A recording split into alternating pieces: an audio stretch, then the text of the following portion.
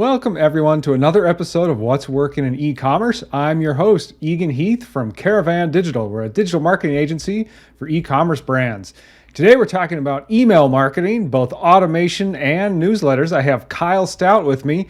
He's an expert on this. He's been doing this many years. He's from Elevate and Scale. Kyle, welcome. Thank you. Thanks for having me. Kyle, tell us a little bit about, why email is such a great channel and also why are people not, making the most of it? What more could they be doing with it than maybe what they already are? To me, email is one of the most important sales channels for the same reason it always has been, is that you get a direct line of communication to your customers on a platform that you own. So over time, email marketing used to be one of the hot, new, sexy, tried and true things. And over time, the allure of social media, and I love social media, by the way, has kind of taken all of the attention. But there are also some downsides that we've all seen with social media where, let's just say, like you might end up running the risk of losing your account or an account getting banned. Even if you're not doing anything, against the policies, you're not even doing anything remotely controversial. Sometimes those things happen. Another thing that happens is you could spend all this time and effort and money building up a following on one platform, and all of a sudden the market shifts and the attention goes somewhere else, and now you're starting over. And so we've watched these cycles play out over and over, and all along the way, email just kept showing up month after month, and it's just one of those steady, reliable sales channels that it really gives a business owner peace of mind to have something that they can rely on every month. Yeah, we've sort of heard of the term owned growth, where we're not relying on necessarily the tech giants to buy their advertising. We've actually got a list of people, we get to speak to them. I think that's been complicated a little bit in terms of with Gmail's promotions tab and even with Apple's iOS 15 update, but even so, it remains a great channel. So I'm glad you're focusing on it. I'm glad we can speak about it today. You mentioned a little bit that, flows and nurtures and sort of automations are really the foundation. You've got a great sort of framework for that. Can you talk to us about that and, kind of show us how you think about that? Yeah, definitely. So I look at, first of all, I want to get some of the terminology out there just because people use different words interchangeably. So the platform we primarily work with is Klaviyo, and in their platform, the automated emails are called flows, and then the newsletters or email blasts or broadcasts, whatever you would call them, they're called campaigns. So we're going to be focusing on flows. So these being automated, I really see them as the foundation of the revenue that you get from email every month because they're really tied to your sales process. So I'm going to share my screen here and show you what I'm talking about. Okay, yeah, perfect. So what I'm going to show here is when I say sales process, I'm just looking at the step-by-step process that someone has to take to go from being a stranger to being a customer. So with e-commerce businesses, it's pretty straightforward. You have one or more traffic sources where someone then lands on your website, then they'll go to a product page, they'll add the product to their cart, and then they'll initiate the checkout and complete their purchase, and they're done. But of course, we know that along the way, you're going to have people that drop off at every stage of that sales process. So what we want to do is we want to have tools in place to be able to move them along the sales process at any point that they've dropped off. And that's something that you can do with Klaviyo very easily using all these automated emails. So what we find is for e-commerce businesses that haven't really done too much yet with their email marketing, they'll usually at least have a pop-up on their website that gets people into maybe just a welcome email or a full welcome series for non-buyers. And then they'll usually at least have an abandoned checkout sequence, if not through Klaviyo or whatever email tool they're using, through the default Shopify function, which may not be perfect, but it's definitely way better than nothing. But there's still a lot of steps along the way where there's nothing happening and you aren't moving people along. And also, a lot of times, if people let's just say they only have like one welcome email, they're missing out on more sales, but also just more nurturing for those new leads by not having the full welcome series for non-buyers. So let me show you here. And did you have any questions about that part or anything? No, that's great. I love the visual on this. We imagine the linear process. It's not always so linear. People are falling out at all parts of the funnel, and so how do we re-engage them, right? Exactly. Yeah. So this These are all the core flows that we like to get built out for our clients. And this is just a visual aid for how it looks. So for anyone who's listening, I'll speak through, and it should be pretty straightforward here. So let's just take it step by step. So let's just say someone hits your website, and they decide to leave, and you have an exit intent pop up that captures them. And so now you've got them into a welcome series for non-buyers. So from there, that flow, depending on the offer that you have on your pop-up, usually converts pretty high. And that's a great way to get impulse purchases, but also a lot of times, I mean, e-commerce consumers are kind of trained to our tactics at this point. So there's a lot of shoppers who they're kind of expecting that initial offer, that, coupon or whatever it is. So they actually shop with the intention of looking for that. So you'll see that the first email in the welcome series is going to be one of the highest revenue producing emails of all your flows.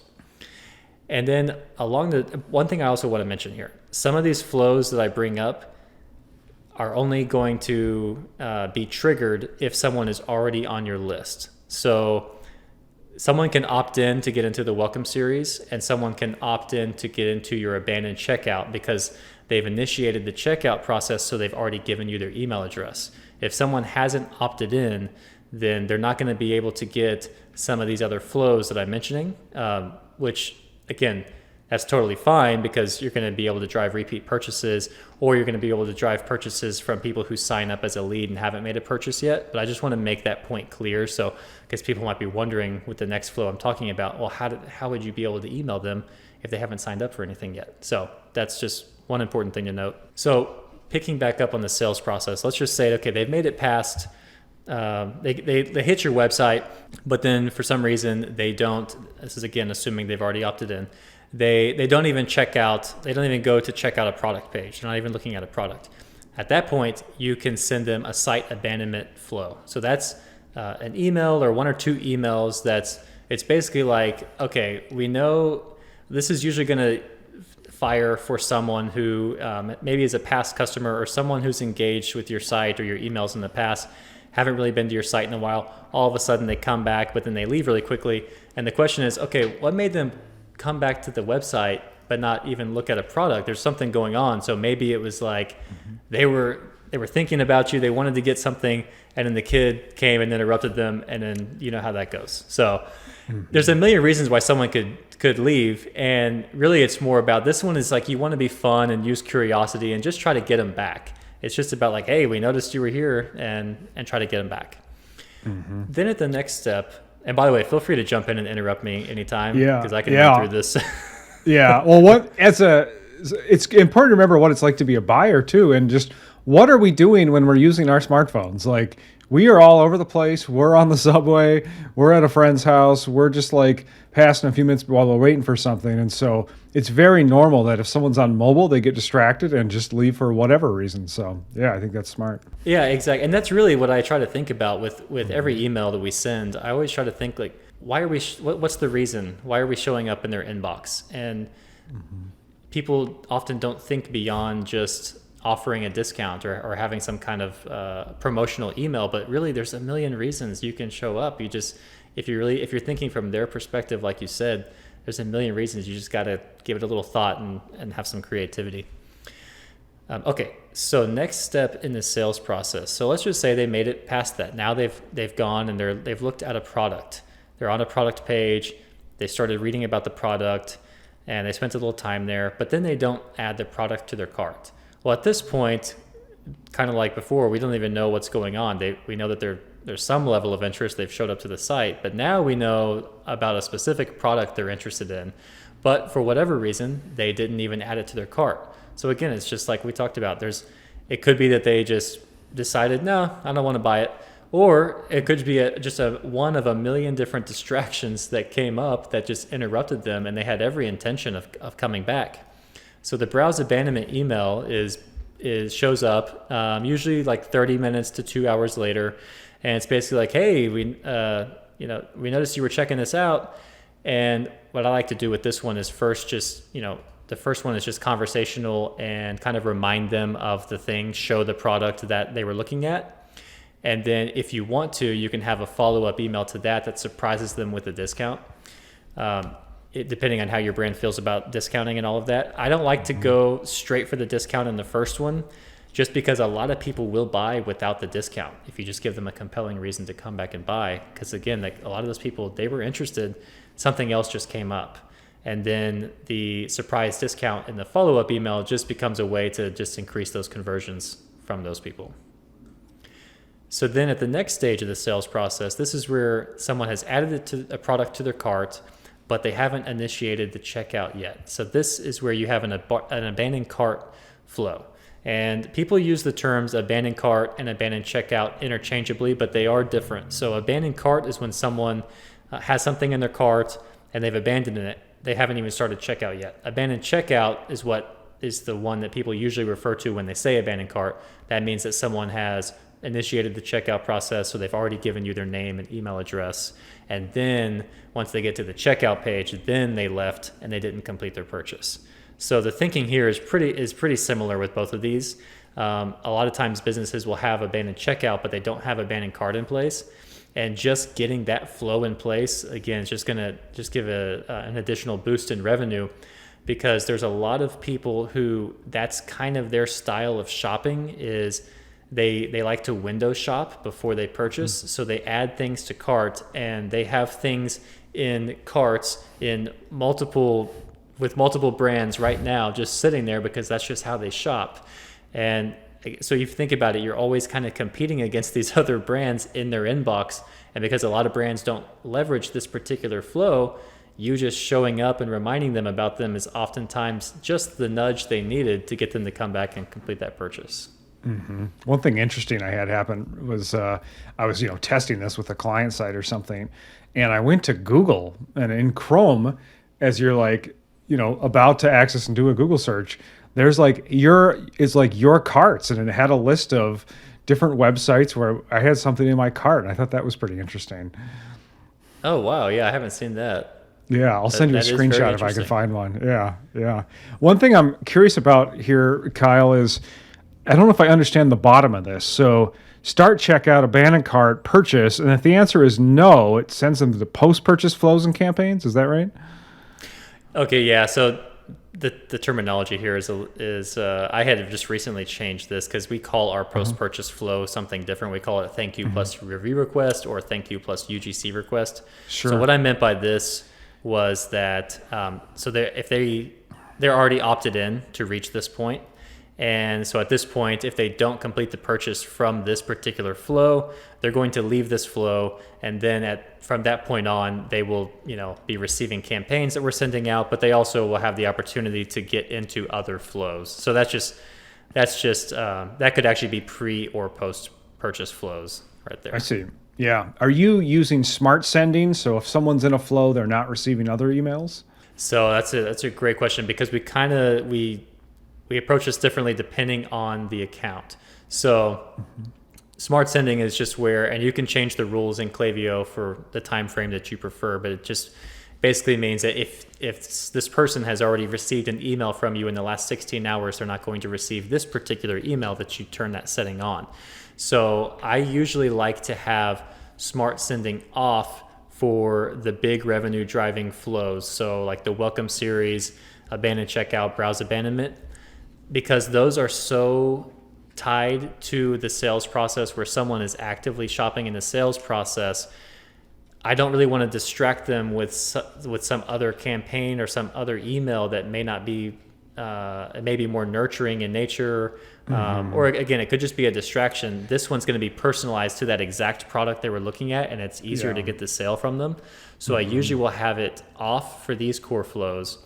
And they'll have it on for other flows that are more like nice to have or more just, it's going to depend. And potentially the newsletter is smart send as well? Yeah, I usually lean towards smart send on for the campaigns, because since the flows are reactionary to their behavior and to their interests, I prefer for them to get the flow emails over the campaigns in most cases, unless it's the biggest, like your big sales, your new product launch, the most exciting things that people like, they would be upset if they missed out on, then we'll turn it off for those. Yeah, that's great. I'm curious about these post-purchase ones as well. Kind of what do you send if you're successful, someone buys, what kind of email do they receive after that? Okay, so after that, you want to give them a thank you email, and we like to customize these where the new customer gets one particular thank you email. This one is usually going to provide, it depends on the product, but it's going to provide a little bit more customer support. So if it's a product that just requires education, so if it's a product that requires care instructions to make sure that you don't damage the product or whatever. You want to set expectations for how is this product going to arrive? How is it shipped? If there's anything that's important for them to know about when it comes to the time delay or the process between now and when they receive it, and then also being able to just get the best experience of it when they do receive it. New customers really need to know that stuff. You just don't want to miss it because you want them to, the customer experience starts now, so you want to get it right. For repeat customers, it's less of that, unless again it's something where care instructions are very important to the product, and it's more about really showing them extra love for being a repeat customer. And then beyond that, in post-purchase, then you can get into getting review requests, so getting them to come back and leave a review. And then one thing we like to do now is UGC requests, so encouraging them to post on Instagram or TikTok or wherever, showing off your products. Gotcha. Have you seen successful examples of that where people were able to, gather some UGC by just asking through their email? It's interesting. The relationship between customer and businesses has really evolved with social media. I'm sure you've noticed, like, people are kind of in on the game now. Everyone, it's like they kind of know how digital marketing works in a sense. Not everyone does, but they're a lot more savvy than they used to be. They're aware that when they share, that whenever they share content about your products, that they are in a way promoting your product for your brand, but they also like that because they like having a relationship with the brand. Yeah, that's great. And I can see here at the end, you've got some other automations then that they go into after that initial purchase or after this, sort of buyer, dyer, welcome series too. Yes. So getting your core flows built out for your sales process, that's where you're going to find a lot of the low-hanging fruit. Beyond that, there are tons of flows you can take advantage of. So these are some of the flows that you can find some variation of this in Klaviyo already. And then of course you can create totally custom flows for your business, just, based around, all kinds of things. Could be guides to help people get success with your products. It could be educational series, all kinds of stuff. But some of these other important flows would be customer win back. So that's when someone has purchased before and they haven't made a purchase in the last 60 days, 90 days, whatever time frame makes sense for your business. And you're basically showing up saying, like, you're trying to get them to come back and purchase again. So it's usually something where you kind of take a fun conversational like, hey, we miss you, we'd love to see you again, and that's again one where a lot of times brands will just hit them with the coupon immediately. And I find that sometimes we try to get creative and not give them the coupon on the first one and then follow up with a surprise coupon. Or you lead with a coupon and you follow up with urgency about using that coupon. And then so another one here would be sunset unengaged. So this is for this, regardless of whether they've purchased or not. These are people who have signed up and they have engaged with your emails in the past or engaged with your website in the past, and now they haven't engaged in the last, whatever time frame you decide. And this is more about list health and just keeping the list clean. At a certain point, if people don't want to receive your emails anymore, it's better to just let them go instead of trying to force it. Because for one, it's a bad customer experience. People don't like that. For two, you're just going to have a lot of dead weight on your list that's throwing off your analytics. It's not really giving you true data because these people, they don't want your emails, right? So you really want to judge the performance of an email you send out from the people who like to receive your emails. Because if the people who like to receive your emails really don't like this particular offer, well, now you can learn something from it. But if everyone on your list doesn't like anything from you and they don't like this one, well, you can't learn from that. The other thing is once someone's unengaged, you you can still keep their customer data in Klaviyo, but you can suppress the account where you no longer have to pay for them being there. So it's just a nice list cleaning feature. And then so down here, a lot of these are pretty straightforward. So you can get into cross-selling and upselling with flows. You can create VIP series. So every brand's going to be different as far as how they decide what how someone becomes a VIP. Sometimes it's making one purchase and then they want to get you into the rewards program. So now you're a VIP and you're in the rewards program. Other brands are more strict. You've got to have a certain amount of orders or a certain amount of total order value, and now you're a VIP. The thing there is, again, showing them extra love and trying to drive those repeat purchases. And then again, just please feel free to jump in and stop me here because I'm just going to run through all these. So then you have replenishment reminders. There's different types of these, but a lot of times there's this one you can find in Klaviyo, which is, I've only started testing this over the last several months. That's very interesting. It's been working very well, where Klaviyo has some proprietary metrics, and one of them is that they can estimate when someone is likely to make another purchase. So let's just say it's a one-time customer. They are able to estimate when someone is likely to make that second purchase, and then when someone is likely to make that third purchase. And this is an email or a series of emails that will trigger once they hit that point. Now, I'm not 100% clear how they determine that, but I've seen a lot of success with this one in driving those repeat purchases. And one thing that's really interesting is if you pull this off, the engagement on that flow goes up with each email, meaning that the engagement for getting them into the second purchase and then getting them into the third purchase, it actually goes up and getting them into that third purchase, which is, again, this is a really important thing for e-commerce brands as they're trying to build up that customer lifetime value. For some brands, it might require more than that to hit, whatever goals they have, but getting to that third purchase is pretty critical. Yeah, that's a great metric. One thing I'm curious about, I see purchase anniversary and happy birthday on here as well. On the happy birthday piece, that kind of makes me ask, do you gather additional data about your subscribers after they get on your list? And if so, how are you doing that? And then you're kind of updating, that customer property. I'm just kind of curious about that whole journey of, you just ask for email or maybe name an email initially, and then how do you kind of, enrich that data so you have even more? Yeah, so that's not one that we like to ask up front. We really want to keep a very low barrier to entry to get those initial signups. Some brands, if it makes sense, if they're tied to birthdays, if their products are related to birthdays, of course, then yeah, lead with that. But that's something where, let's just say someone's already on your list. You can set up pop-ups in Klaviyo to trigger for people who are only on your list. So we always set it to where if people are already on the list, they're not going to be getting those initial pop-ups anymore. So when they go to the site, they're not getting those initial sign-up pop-ups because we've already got them. So why bother them with pop-ups?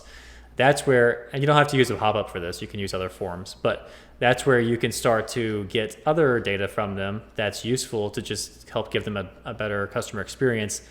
Happy birthday being one of them. And yeah, then it will enrich their profile.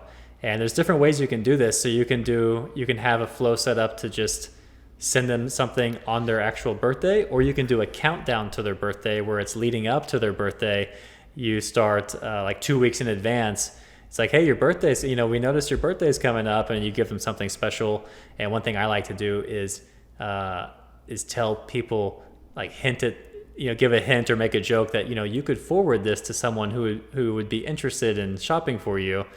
So it's like, if it's, because a lot of times the person who's getting that, it's their birthday, but they would like for someone else to buy them that for a birthday gift, but the other person isn't on the email list because they don't ever shop with that brand. So now now you're buy this for me. Connection.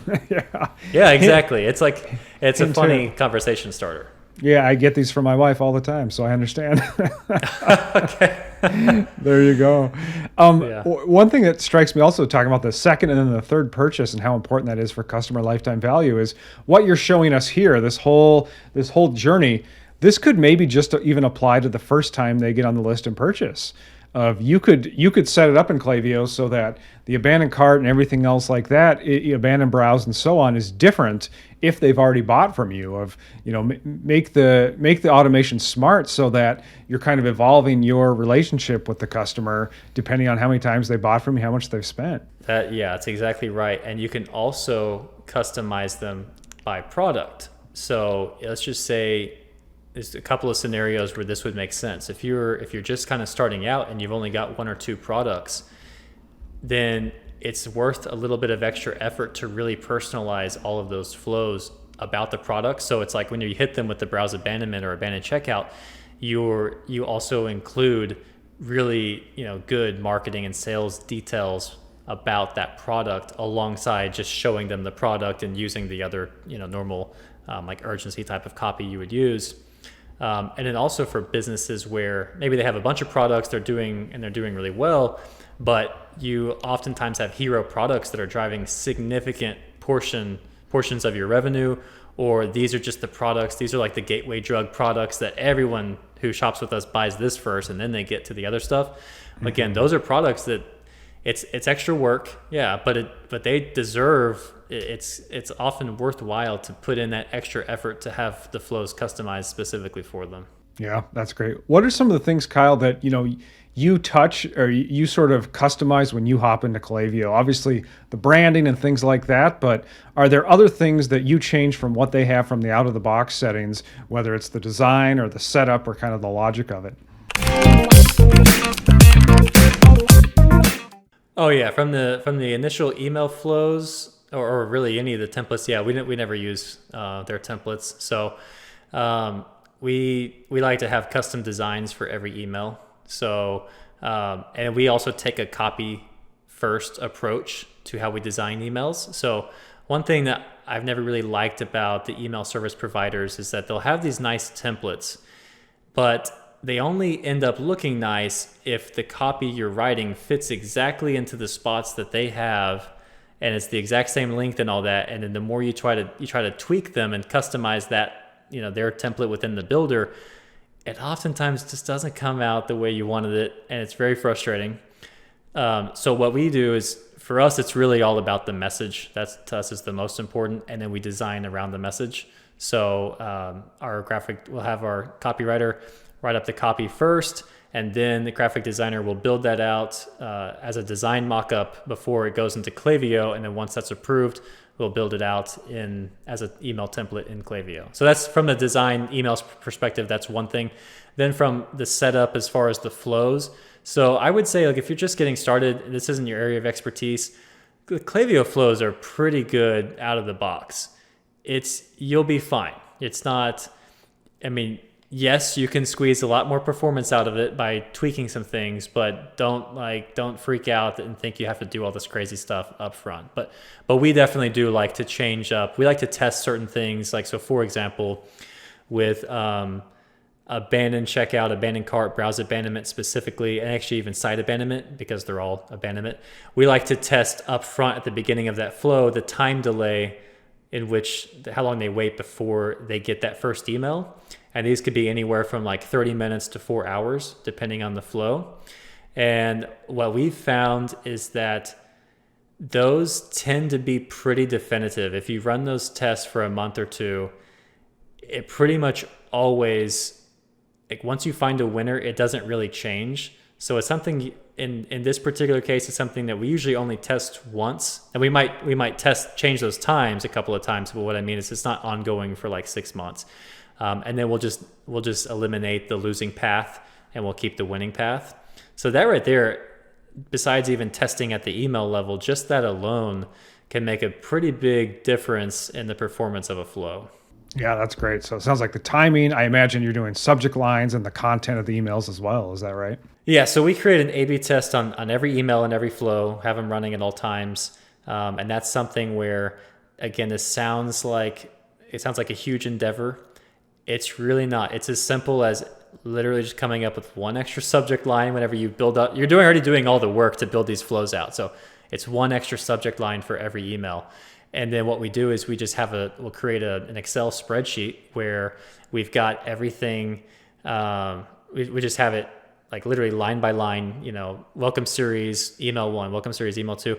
And then we will note the performance. So we'll look at open rate, click rate, conversion rate for that particular email, and then we'll look at the A/B test that's running, and then we'll see what changed in the last 30 days.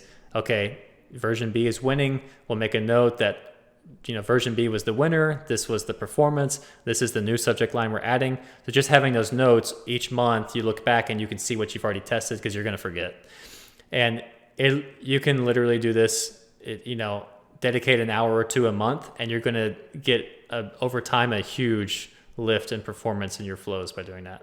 Yeah, I love when Perry Marshall says small hinges swing big doors, and copy is the easiest place to do that. So test, and always be improving. So I love to see that. Do you have time, Kyle? Can you show us some of the emails we're talking about, just so people can get a visual example? Yep, definitely. So let's see here. So here's an example of a welcome series email. This one, so the big thing with the welcome series is you want to win people over to the brand. So one thing I will note about this one is something that we've started to test more recently that is not shown here is you'll notice that, so they signed up for a coupon. At the very bottom, here's the discount code that they signed up for. Mm-hmm. One thing we've started testing, you have a lot of people that it's just an impulse purchase. They came, they signed up, and you really want to take advantage of that quick time frame and get that impulse purchase. And one way to do that is to test putting the coupon code and that main offer right at the very top. And a lot of these people, they're not going to take the time to read the welcome email. But we really want to tell the story of the brand, and we want to let them know about all the unique, value propositions of the brand. And we, again, like I mentioned before, we like to use the design to help guide the copy and tell that story. And we like to be visual. So one thing I've always had a preference for is if whatever product you're selling, show images of real people using the products. They help them visualize what it's going to look like when they get that stuff. So like here we've got these kids cookware products. There's a free cooking guide that they get whenever they order one of the kits. I'm getting endeared to the brand here because there's really cute kids in chef outfits cooking, and it's just absolutely adorable. So this is amazing. This is great brand building. Yeah, thank you. Yeah, I love working with these people. So, but yeah, just imagine if this was like the typical just a product image and then a button below with the coupon. It doesn't tell the story at all, like what the experience that they are truly selling here. Yeah, this is a great one. Thank you. Okay, so this is a site abandonment. So we didn't do this one. I actually just found this one, and I thought this was really clever. This is different than an approach that we have taken before, and this is something I'm going to borrow this idea here because I thought this was pretty creative. Because with site abandonment, again, you're just trying to get them back to the site, and that can be a little aggressive, and borderline annoying depending on the person, depending on like how interested they truly are. So this one is for I think it's called the Chivery. I believe they're related to the Chive. I've actually never gone to this particular site before, but this right here is, again, they're just it's a fun way to get them to engage with the email. So it says, can't decide which teas to buy. Let us help you. Click on your go-to quarantine snack and we will steer you in the right direction. So this is very on brand and relatable for their audience. So this gets them to click the email. So now you've gotten some engagement with the email. That helps for a variety of reasons. I see. But again, you get them back to the site. The whole point was they left the site, and now you've done something creative to get them back. So they're seeing pictures of ramen, Lay's potato chips, chocolate chip cookies, corn nuts, fruit, and popcorn, and they're going to click one of those. It's going to take them to theoretically a respective page of the site. Is that right? Mm-hmm. Yep. Pretty interesting. So here, this would be an abandoned checkout. Oh, no, sorry. This is a browse abandonment email right here. So this is one of our clients. Yeah. So you'll notice this is showing the dynamic text and dynamic product stuff from Klaviyo. Also, there's this line here is just from the screenshot. That's not part of the design. But so this right here, so with the browse abandoned checkout, usually we like to keep these a little bit more brief. So, and then it's pretty straightforward. So in this case, they looked at the product and then they left. So here the headline says, see something you liked. And we're just trying to get them to go back and actually add this product to their cart. And actually, no, hold on. Sorry. Let me look at this. Yeah, that's okay. Yeah. So we're trying to get them to add this to cart. So this right here is a trigger to get them to add it to cart. And then we've added a review down here. So with the abandonment flows, a good go-to is to give some sort of social proof, or give something that's, if they're kind of on the fence, give them something that makes them feel better about making that purchase. Yeah. So we like to just include a review, include UGC. You can include media outlets that you've been featured in, that sort of thing. Yeah. I always think of the Seth Godin quote of people like us do things like this. And so here's somebody looks like doing some yoga, stretching out, 5 stars. Here's the review. I've been shopping with them for a few years, and I've never been disappointed with their products, prices, or service. Thanks for making my shopping and life easier. Just basically no regrets, right? Mm-hmm. Okay, and then this is an abandoned checkout. So abandoned cart, abandoned checkout, it's going to be pretty much the same approach. It's just because this person's already added it to their cart. So here, this is like, at this point, we know that they're pretty interested. They want this product. It's just something has stopped them from completing that purchase. So here the headline is, are you leaving these behind? And we mentioned that, we saw they're about to place an order, but they didn't check out. And we say, don't worry. This is for a company that sells garden roses. Don't worry, we're holding your flowers for you, but we can't hold them for long. Click the button below to complete your order of heavenly roses today before someone else gets them.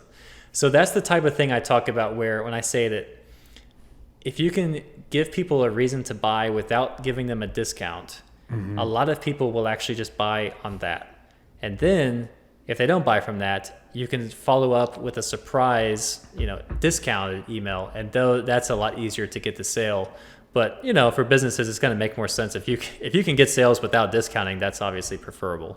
One question I have, Kyle, is like, we've often pushed our clients toward, let's do more like rich text type emails where it's, normal text. It looks like it could come from a person. And maybe if there's images, those are like in between the text, but these are real HTML, nicely designed emails. Do you guys test either one of those, or do you have a preference on those? My background is as a copywriter. I came up in the direct response copywriting world. I definitely have a love for text only emails. They work very well.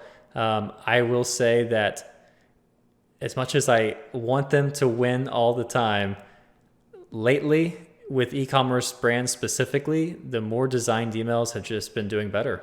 And that usually goes against kind of conventional wisdom for like old school email marketers.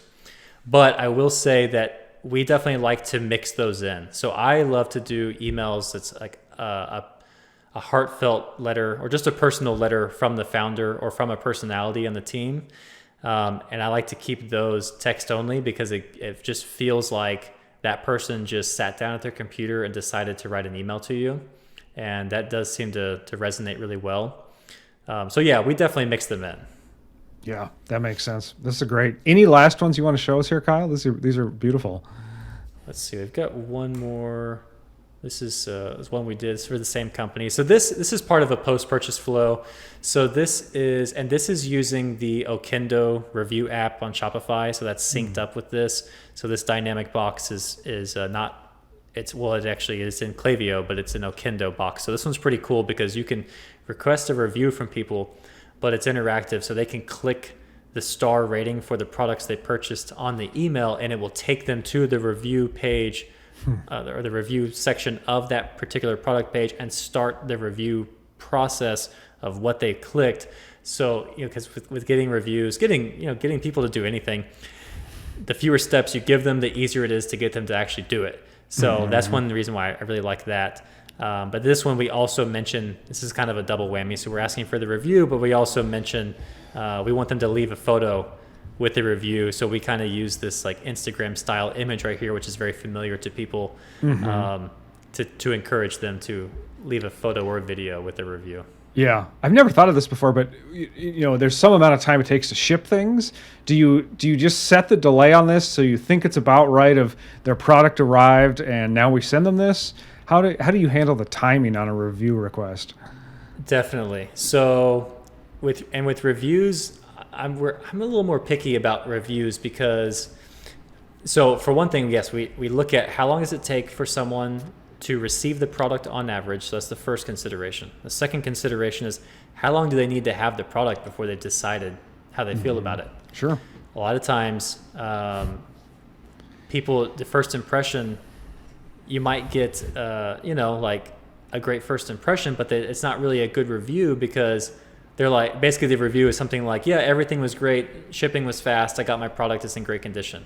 That's good. It gives you some assurance shopping with the company. Okay, they're going to deliver. But a really good review are the ones where people like gush about the experience that they've had with it, and you got to give them a chance to get that. So that's on the timing side, that's how I think about it. But one consideration I also make, because a lot of people just aren't going to leave reviews, or if it's the type of business where, let's just say it's a product that's very sensitive to mishandling and logistics, and people end up getting upset. They leave negative reviews about the shipping carrier, but the brand gets the blame.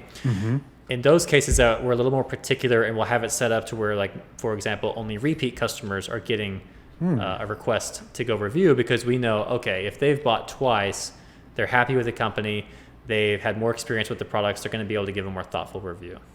Love it. And you've got some screenshots, I think, showing some of the performance. What kind of results do clients see with beautiful emails like this that are well thought out and, sent at smart times? Okay, yeah. So I brought a few screenshots to show that, just in case you made it this far and wondered, does this guy really know what he's talking about? So here are a few just top-line dashboard screenshots that I pulled this morning from a few Klaviyo accounts. And I wanted to pull a few different revenue levels to show people that you can have great success with email no matter how big or small your business is. And ultimately, email is a function of everything you're doing. So it's one piece, but it can be a very, very strong sales channel for your business. So in general, the rule of thumb is that if you have 30% of revenue or more attributed to email marketing, or attributed to Klaviyo here, which is the email marketing tool, then you're doing a pretty good job with your email marketing. So if you're using Klaviyo right now and you're below 30%, you definitely have some opportunities to improve right now. And you could probably get there just from the flows. Like, just by building out those core flows, you can probably get to somewhere between 20 to 30% of revenue attributed to your email marketing just by getting those core flows set up that we discussed here. So yeah, here's one. This is a business. They're doing a little over $17,000 a month in total revenue, and we've generated $8,700 in revenue, which is 51% of their total revenue in the last month from Klaviyo. Here's another business. They did a little over $318,000 in revenue last month, or in the last 30 days, and we were able to generate $171,000 in revenue, which is 54% of their total revenue. And then another one here where they're at $116,000 per month. And in the last month, we were able to generate $53,000 in total revenue for them, in revenue from email, which is 46% of their total revenue. Love it. Great to see. These are awesome results, Kyle, and this is exactly why this is such an important channel. Also, we're in summer here when we're speaking, and it's like paid acquisition is so hard right now that this is a great time to be focusing on mining your database and selling to previous customers or selling to people on your list. So I think it's very apropos. Who's a good fit for you guys, and where can they find you? Okay, yeah. So I would say the best fit for us are privately held e-commerce businesses that are doing somewhere between $350,000 per year to upwards of $5 million per year. Those are typically the best fit. And to find more information, you can just go to elevateandscale.com. All right. Kyle, thank you for coming on and sharing what's working in e-commerce. Thank you so much for having me.